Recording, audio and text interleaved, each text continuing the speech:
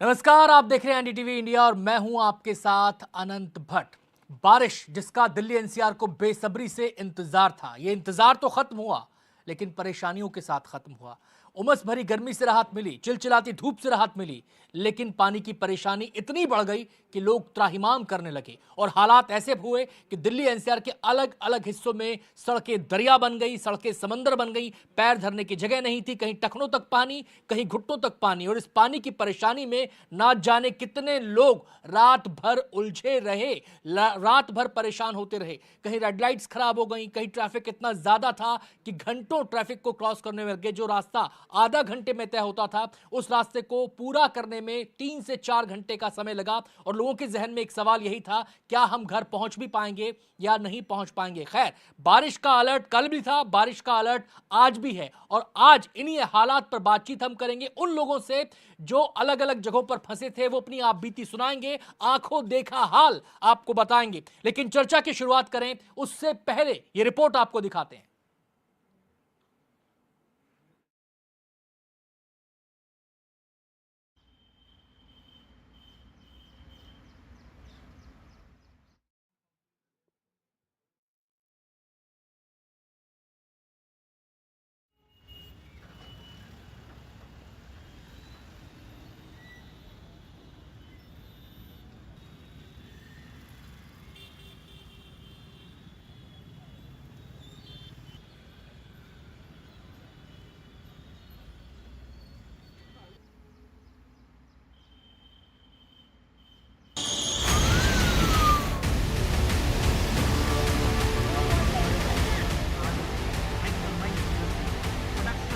बीती रात करीब 9 बजे ऑफिस का काम खत्म कर जब घर के लिए निकलने वाला था, तब तक दिल्ली एनसीआर में भारी बारिश, जल जमाव, जाम की जो खबरें हैं वो आने लगी थी। कई दृश्य आने लगे थे जिसमें भयंकर ट्रैफिक जाम था। तो ऑफिस से निकलकर सीधे घर आने की बजाय ऑफिस के पास ही एक दोस्त के पास चला गया और तकरीबन 2-2.5 घंटा उसके साथ बिताने के बाद घर के लिए निकला। हालांकि उस समय जो गूगल मैप है वो जाम की हालत तो नहीं दिखा रहा था, रेड लाइन नहीं दिखा रहा था, ब्लू लाइन दिखा रहा था, लेकिन रास्ता जो है नया दिखा रहा था। और नए रास्ते की वजह से और वहाँ जो जल जमाव था, तो पता नहीं होता कि नए रास्ते पर जो कहाँ गड्ढा है, कहाँ नाला है या कहाँ किसी तरह कोई खुला मेन होल टाइप की कोई चीज़ है अगर तो इसलिए गाड़ी संभल कर चलानी पड़ रही थी। और यही गाड़ी में चला रहा था जिसका रोड क्लियरेंस जो है वो अपेक्षाकृत कम है, तो ज़्यादा संभल कर गाड़ी चलानी पड़ रही थी। और क्योंकि गाड़ियाँ जो हैं जब जल जमाव होता है तो एक ही लेन को पकड़ के चलती हैं, जो कि थोड़ा ऊंचाई वाला होता है और थोड़ा सा कम पानी वहाँ पर होता है। तो इसकी वजह से गाड़ियों के पीछे गाड़ियाँ लगी होती हैं और संभल कर सभी चल रहे होते हैं। तो जो यूजुअल टाइम 1 घंटे से कम का लगता था, 40 मिनट या 45 मिनट का लगता था, वो दूरी तय करने में तकरीबन सवा घंटा लगा। लेकिन रात सुरक्षित घर पहुंच गया और ट्रैफिक जैम में नहीं फंसा, लेकिन जल जमाव में तो ज़रूर फंसा और फिर भी संभल कर गाड़ी चलाते हुए घर पहुंच गया। कल 8:30 बजे के आसपास में वो ऐवान गालिब एक हॉल है, वहाँ से निकला। वो बाल भवन के पीछे है, माता सुंदरी रोड पे। वहाँ से हम लोग आगे बढ़े और पहुँचे बाल भवन के बगल से होते हुए, हिंदी भवन आदि होते हुए, जिसको दीनदयाल उपाध्याय मार्ग बोलते हैं, जो आईटीओ से जोड़ता है, वहाँ तक वो पूरा बुरी तरह जाम था। हम वहाँ से बहादुर शाह जफर मार्ग की ओर मुड़े, राजघाट तक आए, वहाँ से दाहिने लिया कि आईटीओ तक पहुँचते हुए निकल सके। ये मुश्किल से 2 किलोमीटर का इलाका होगा जिसमें कम से कम 2 घंटे हमारे वहाँ निकल गए। कल बहुत परेशानी हुई, कभी आई थिंक इतने समय बाद ऐसा माहौल देखा। 4 घंटे कल मुझे लगे। मैं एग्जैक्ट यहाँ 7 बजे निकली थी अपने ऑफिस से और मैं एग्जैक्ट 10:23 पे सिविल लाइंस में अपने घर पहुंची हूँ। सारे रास्ते बंद, इतनी तेज़ बारिश कल, और पेड़ गिरा हुआ था इधर ही महामाया फ्लाईओवर से पहले। उस वजह से पूरी अफरा तफरी मची हुई थी, हर जगह चारों तरफ गाड़ियाँ, किसी को कुछ समझ ही नहीं आ रहा था क्या हो रहा है। कल सबसे बड़ी परेशानी तो पहले तो बारिश स्टार्ट हो गई और जो ऑफिस टाइम होता है जनरली 7 से 8 के बीच में, उस टाइम पे मैं निकला और इतनी तेज़ बारिश हो रही थी कि मेरे पास कोई ऑप्शन था नहीं। मैंने वेट किया, 10-15 मिनट के लिए कि शायद बारिश कम हो जाए, लेकिन उसके बावजूद रुकी नहीं, तो मैं निकल गया ऐसे ही, क्योंकि लेट बहुत हो चुका था। लेकिन आगे जाके इतना ज़्यादा ट्रैफिक था कि यहाँ से जहाँ पे सेक्टर 129 से फिल्म सिटी पहुँचने में 5-10 मिनट्स लगता है मैक्स। मुझे 1 घंटा लग गया पहले तो। उसके बाद आगे गया, डीएनडी पे भी बहुत जाम था, फिल्म सिटी के आसपास बहुत ज़्यादा ही ट्रैफिक जाम था। उसके बाद डीएनडी क्रॉस करने के बाद भी मेरे को लाजपत से पहले आश्रम वाले फ्लाईओवर पे बहुत ज़्यादा जाम मिला। एंड देन जब लाजपत का फ्लाईओवर आने वाला था, उस पर लिटरली गाड़ियाँ आगे चल ही नहीं रही थी, वो रुकी हुई थी। मुझे दूर से दिख रहा है कि सिर्फ गाड़ियों की लाइन लग रही है। उसकी वजह से मुझे अपना रूट चेंज करना पड़ा, और रूट चेंज किया तो छोटी मोटी गलियों से निकलना पड़ा। वहाँ पे पानी कमर तक था, कहीं पे घुटने तक था, और मैं बाइक पे था, तो मुझे ऐसा लग रहा था कि कहीं मेरी बाइक बंद ना हो जाए, बिकॉज मेरे आसपास जो लोग चल रहे थे, या तो कोई बाइक पे धक्का लगा रहा था, या तो किसी की बाइक बंद हो गई थी। मुझे एक आदमी मिला, उसने बोला मैंने अपनी बाइक निज़ामुद्दीन में छोड़ दी और मैं ऑटो से आगे जा रहा हूँ। तो बहुत ही बुरा हाल था। कल मैं यहाँ नोएडा सेक्टर 128 से निकला अराउंड 8:30 बजे के करीब, देख करके कि ट्रैफिक बहुत था पूरा। हमारे ऑफिस से निकलने के बाद से ही बस 1 किलोमीटर आगे से पूरा एक्सप्रेसवे जैम था। तो मुझे जो नॉर्मली उस टाइम पे निकल करके 25-30 मिनट लगते हैं डिफेंस कॉलोनी तक जाने में, जो 20 किलोमीटर का रास्ता है, कल मुझको 1.5 घंटा लगा और 10 बज गए मुझको डिफेंस कॉलोनी पहुँचते हुए। कल 7:30 बजे का निकले हुए थे और 11:15 बजे घर पहुँचे हैं। पूरा नोएडा, एनसीआर, दिल्ली, आईटीओ बिल्कुल बारिश से लबालब भरा हुआ था। कहीं बसें खराब, किसी की गाड़ी खराब, किसी की स्कूटी खराब, क्योंकि बारिश से इतनी समस्या हो गई थी कि ऐसा लग रहा था रेंगती हुई गाड़ियाँ चल रही हैं। तो काफ़ी ज़्यादा परेशानी का सामना करना पड़ा। मैं रिपोर्टिंग पे गई हुई थी और शाम करीब 8 बजे मैं रिपोर्टिंग के लिए निकली थी, और रात के 1:30 बजे तक मैं भी जाम में फंसी हुई थी, और कई जो सड़कें थी वो लबालब दिख रही थी पानी से, और बहुत परेशानी हुई। और 2 बार जो मेरा पैर है वो रिपोर्टिंग करते वक्त पॉट होल में भी चला गया, और काफ़ी परेशानी थी, और लोग भी काफ़ी परेशान दिख रहे थे। मैं 7:30 से ट्राई कर रही थी कैब का, और फिर मेरे को 10:30 कैब मिली है, सो 3 आवर्स। एंड फिर मैं घर 12:30 पहुंची हूँ, और कैब भी बहुत महंगी थी, लाइक फॉर 1200। तो इस रिपोर्ट में जितने भी लोगों की बातें आपने सुनी, आप बीती सुनी, आपको बता दें कि ये सभी एनडीटीवी टीम का हिस्सा हैं, जो अपना काम खत्म करने के बाद अपने अपने घरों के लिए निकले थे। लेकिन जितना समय उन्हें अमूमन लगता है, रोज लगता है, उतना समय कल नहीं लगा। घंटों वो जाम में फंसे रहे, दुश्वारियों से, परेशानियों से उन्हें जूझना पड़ा, और उन पीड़ितों में एक मैं भी हूं, क्योंकि कल मैं यहां से 12 बजे के आसपास निकला था और मैं करीब 1:15 बजे के आसपास अपने घर पहुंचा हूं, जबकि मेरा घर बमुश्किल 25 से 30 मिनट की दूरी पर मेरे ऑफिस से मौजूद है। हमारे साथी इस समय हमारे साथ मौजूद हैं, अपनी तमाम परेशानियां, दुश्वारियां, कल जो उन्होंने देखा, कल क्या महसूस किया, कल क्या झेला, वो तमाम बातें वो बताएंगे। मेरे साथ प्रियदर्शन हमारे वरिष्ठ सहयोगी मौजूद हैं, इसके अलावा हमारे साथ रविकांत ओझा जी मौजूद हैं, इसके अलावा हमारे साथ कुलदीप जी मौजूद हैं, जो लगातार उस जाम से जूझते रहे। श्रुति भी हमारे साथ जुड़ चुकी हैं जूम से, वो भी अपनी आप बीती बताएंगी, वो कल कहां अटकी थी, कैसे उन्होंने हालात का सामना किया। शुरुआत मैं प्रियदर्शन जी से करना चाहता हूं। प्रियदर्शन, सबसे पहले आप बताएं, आपका कल रूट क्या रहा और कहां आप फंस गए थे? देखिए, कल माता सुंदरी रोड पर ऐवान गालिब है, जहां प्रेमचंद जयंती के अवसर पे हंस का वार्षिकोत्सव चल रहा था। वो कार्यक्रम 8:30 बजे के आसपास ख़त्म हुआ। हम लोग एक गाड़ी में 5 लोग निकले। मैं था, मेरे साथ मेरा छोटा भाई पत्रकार अनुराग अन्वेषी था, जनसत्ता के पूर्व पत्रकार और ठीक ठाक कथाकार प्रमोद द्विवेदी थे, दिल्ली विश्वविद्यालय के विभागाध्यक्ष रहे और दलित लेखक शिवराज सिंह बेचैन, और कमला नेहरू कॉलेज में प्रोफेसर उनकी पत्नी रजत रानी मीनू। ये सब हम लोग 5 लोग एक गाड़ी से निकले, और वहाँ से चले आईटीओ आते आते ये समझ में आया कि ये तो बहुत ही बुरी तरह हम लोग फंसने जा रहे हैं। आईटीओ के मेट्रो स्टेशन पर मैंने अपने बाकी लोगों से कहा कि वो लोग चाहें तो तुरंत मेट्रो ले लें, शायद मुझसे पहले पहुँच जाएंगे, लेकिन थोड़े संकोच में, थोड़ा साथ देने के ख्याल से उन्होंने कहा कि नहीं, ऐसा नहीं करेंगे। वहाँ से फिर आईटीओ से हम बहादुर शाह जफर मार्ग की ओर मुड़े, वहाँ से राजघाट आए। हर तरफ सड़क पे इतना पानी था जितना पहले मेरी स्मृति में इन सड़कों पे नहीं रहा। वहाँ राजघाट से दाहिनी तरफ मुड़े, और फिर लगा कि पूरी की पूरी सड़क जो है वो तालाब में बदली हुई है। आपको पता नहीं चल रहा है कि आपका मतलब टायर किस हद तक पानी में जाएगा। तो वैसे स्थिति में, और उसके बाद गाड़ियाँ सब रुक गईं। आधे घंटे 45 मिनट 1 घंटा हम लोग बिना हिले डुले, चारों तरफ गाड़ियां बसें एक ही जगह पे रहे। और ठीक उस समय मुझे मुंबई की याद आई, मुंबई की उस बारिश की जिसमें 2005 की, हाँ 26 जुलाई 2005 की। मुझे लगा कि क्या हम लोग वैसी हालत देखने जा रहे हैं। हम लोग सड़कों का पानी मतलब देखने लगे कि वो टायर के ऊपर जा रहा है, टायर के ऊपर जा रहा है या नीचे आ रहा है। कभी हमें भ्रम हो कि ना पानी तो ऊपर जा रहा है। हमारे एक साथी को वॉशरूम की तलब महसूस हो रही थी, उनको वहीं सब कुछ सड़क किनारे फुटपाथ पे जो थोड़ी जगह सबके सार्वजनिक तौर पर लगभग वो करना पड़ा। उसके बाद जब लगा कि धीरे धीरे गाड़ी बढ़ रही है आगे, तब थोड़ी राहत मिली। ये मेरी समझ में नहीं आया कि रास्ता हर जगह जाम क्यों था, क्योंकि गाड़ियां तो एक आध जगह खराब मिली हमें, लेकिन ऐसी स्थिति की मतलब हर तरफ गाड़ी एक एक घंटे को रुकी रहे, ये स्थिति नहीं थी। और पूरे 18 किलोमीटर का सफर था हमारा, जो 3.5 घंटे के आसपास में हमने पूरा किया। रात को 12:04 पे, हाँ 8:30 बजे के आसपास निकले थे। प्रियदर्शन ने अपनी आप बीती सुनाई, 8 साढ़े 8 के निकले हुए रात को 12:30 बजे अपने घर पे पहुंचे। प्रियदर्शन, आपसे एक बात और जानना चाहूंगा, अमूमन इस रूट को ट्रेवल करने में कितना समय लगता है? 35 से 40 मिनट। 35 से 40 मिनट, और कहाँ लगभग 4 घंटे। कितना फासला, कम फासला था, कितनी दूरी ये बढ़ गई, कितने टाइम में अगर इसको मापा जाए तो? हम सीधे ओझा जी का यहाँ पर रुख करेंगे। ओझा जी, कल आप कहाँ फंसे थे और आपने क्या देखा, क्या उस समय आपके ऊपर भी थी? Thank you. दरअसल मैं जब दफ्तर से निकल रहा था तो मेरे एक साथी ने कहा कि सर आप कैब कर लीजिए, आज अपने साधन से मत जाइए, अपने बाइक से या फिर किसी। तो मैंने बोला कि नहीं, आज बारिश हो रही है तो मैं अगर बाइक से जाऊंगा तो मैं जल्दी घर पहुंच जाऊंगा, क्योंकि निकलने में सुविधा होगी। और यही डिसीजन मुझ पर काफ़ी भारी पड़ गया। क्यों? क्योंकि जिस रास्ते को तय करने में मुझे रोज़ाना 40 मिनट लगता था, कल 2.25 घंटे लगे।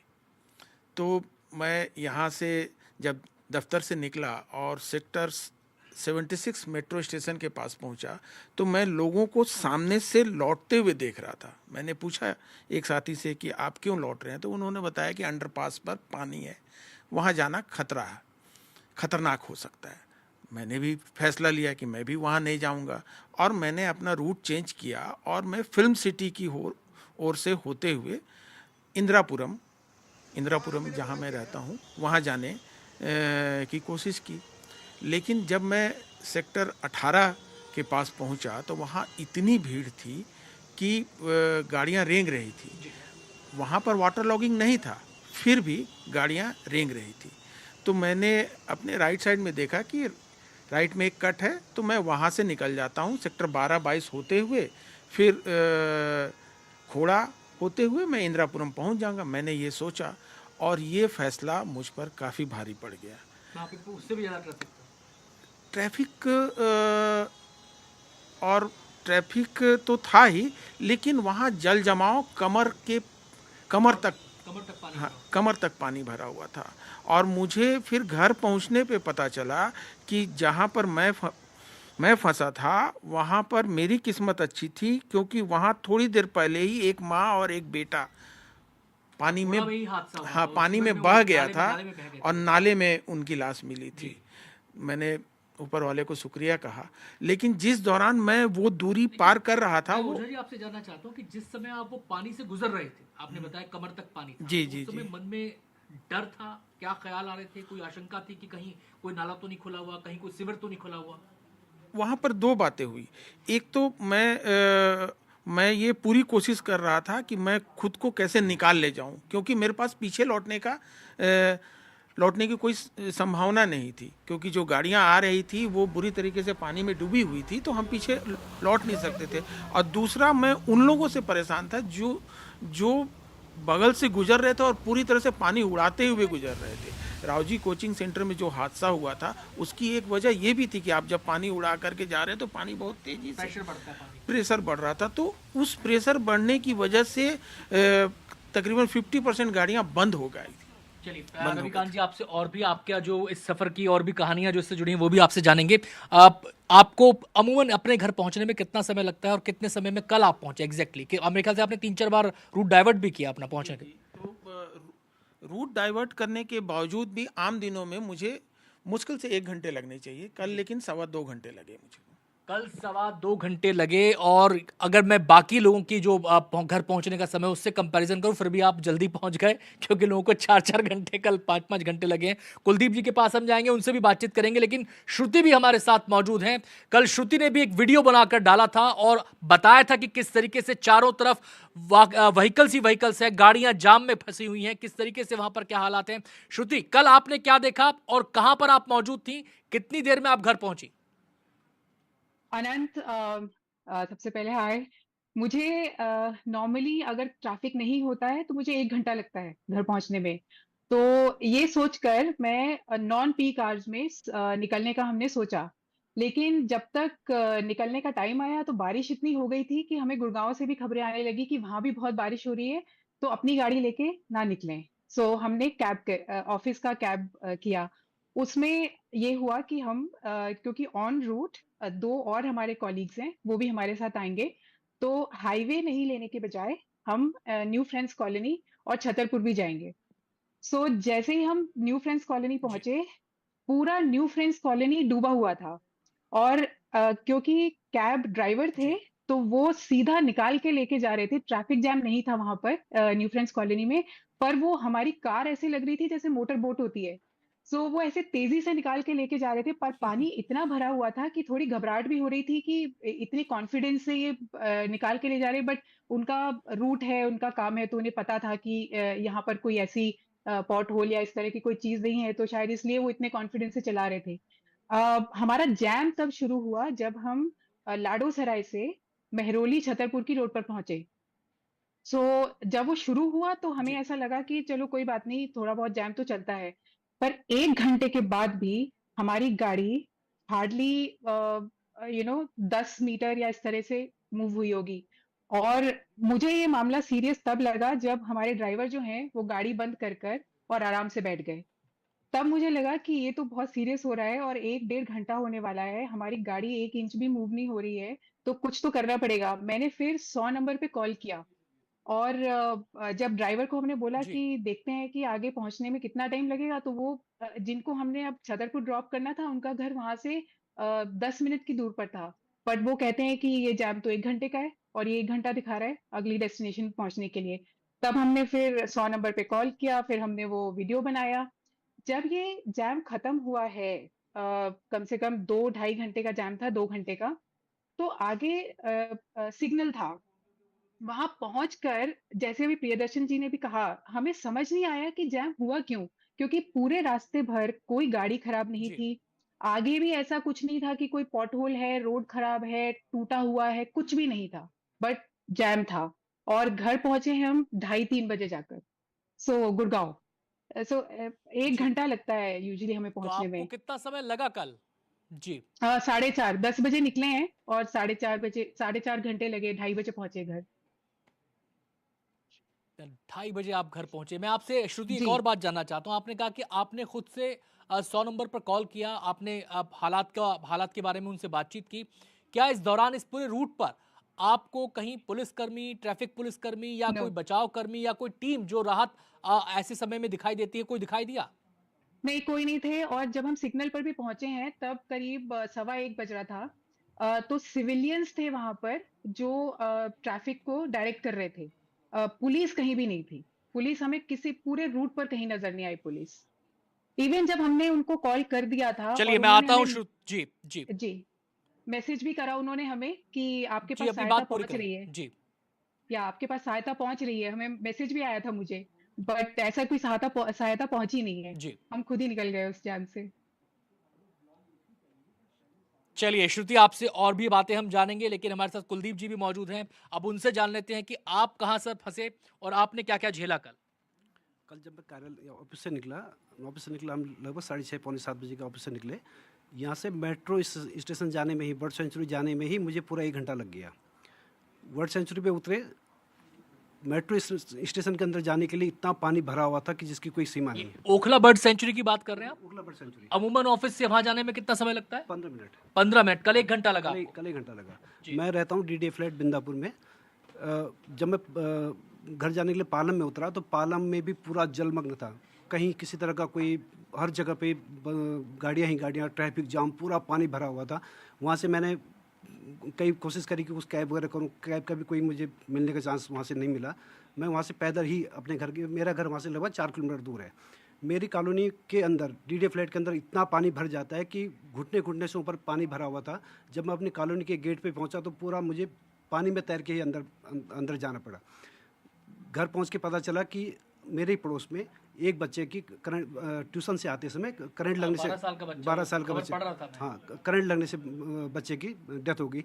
10-15 दिन पहले ही उसी पिलर पे जो फीडर पिलर वहाँ पे इलेक्ट्रिसिटी का लगा हुआ है, उस पे एक डॉगी की करंट की चपेट में आने से डॉगी की डेथ हो गई थी। लेकिन उसके बाद ही प्रशासन ने कोई किसी तरह का कोई स्टेप वहाँ पे नहीं उठाया। उसके बाद हमें ये जस्ट मेरे बिल्कुल पड़ोस में ही, मैं 6:45 बजे यहाँ से ऑफिस से निकला और रात को 11 बजे के आसपास में जाके घर पहुँचा। हर जगह पानी ही पानी दिखाई दे रहा था। जगह पालम में हमारे द्वारका सेक्टर 1 के पास पूरा भयंकर ढंग से ट्रैफिक जाम। घर के पास पहुंचने पे भी पूरा पानी पे ही एक हिसाब से लग रहा कि मतलब पानी में घुटने पानी तक वहाँ से मुझे जाना पड़ा। अमूमन मैं लगभग 2 घंटे में घर पहुँच जाता हूँ। कल मुझे 4 घंटे पूरे घर पहुँचने में लगे। डीडे फ्लैट का तो इतना बुरा हाल है वहाँ पे कि जिसकी कोई लिमिट नहीं है। प्राइवेट कॉलोनी का पूरा पानी डीडे के अंदर भर जाता है, जिससे हमें घर जाने में इतनी परेशानी होती है कि जिसकी कोई सीमा ही नहीं है। मतलब बहुत ज़्यादा बुरी हालत है वहाँ पे। जी, चलिए, मैं बहुत ही संक्षेप में अपने तमाम साथियों से जानना चाहूँगा, बहुत संक्षेप में मैं उनसे गुजारिश करूँगा बताएं वो। जैसे मैंने श्रुति से पूछा, प्रियदर्शन, कल जब आप रूट पर थे तो आपने कोई पुलिसकर्मी, कोई सहायता कर्मी, कोई बचाव कर्मी देखा? नहीं, सच बात है कि हमें भी कोई नज़र नहीं आया। बल्कि ये बात हमारी भी हुई कि क्या पुलिस वालों को फ़ोन किया जाए 100 नंबर पे। हालांकि हमने नहीं किया क्योंकि मुझे लगा कि शायद ITO के पास हैं और आगे पुलिस वाले होंगे किसी चौराहे पे। हम तो बीच सड़क पे थे, उनकी उम्मीद नहीं कर सकते थे। लेकिन सच ये है कि ये बिल्कुल समझ में नहीं आई कि रास्ता रुका हुआ क्यों था और बिल्कुल शुरू से आखिर तक हमें कोई पुलिसकर्मी क्यों नहीं दिखा। जी, ओझा जी, आपको कोई बचाव कर्मी, कोई पुलिसकर्मी दिखा? जी, इस पूरे 22 किलोमीटर के सफ़र में मुझे एक आध जगह पुलिसकर्मी ज़रूर दिखे, लेकिन वे वहाँ मौजूद नहीं थे जहाँ पे वाटर लॉगिंग हो रहा था, जहाँ ट्रैफिक की ज़्यादा समस्या थी।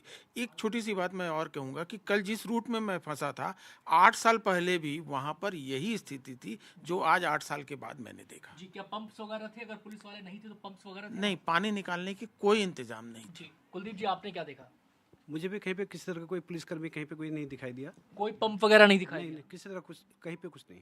चलिए, आप कुछ कहना चाह रहे हैं? एक संशोधन बस, थोड़ा आगे बढ़ने पे एक पुल के नीचे कुछ लोग खड़े होकर बाकी को निकालने का रास्ता बनाने का काम कर रहे थे। शायद 2 ट्रैफिक पुलिसकर्मी हों, ये अब मुझे लगता है, लेकिन कोई ऐसी व्यवस्था नहीं दिखी जिससे लगे कि बड़ा सुचारू ढंग से वर्क आपको नजर नहीं कोई समन्वय के साथ कोई टीम्स काम कर रही है। बिल्कुल। चलिए, मैं श्रुति का फटाफट रुकना चाहूंगा। श्रुति, आपसे हम जानना चाहते हैं, आपने बताया कि पानी भरा हुआ था, न्यू फ्रेंड्स कॉलोनी में पानी भरा हुआ था, आपने अपना रूट भी डाइवर्ट किया। क्या आपको वहां पर कोई बचाव टीम, कहीं आपको लगा कि एक कलेक्टिव एफर्ट यहाँ पर हो रहा है लोगों को निकालने के लिए, कहीं ऐसा दिखा आपको कुछ?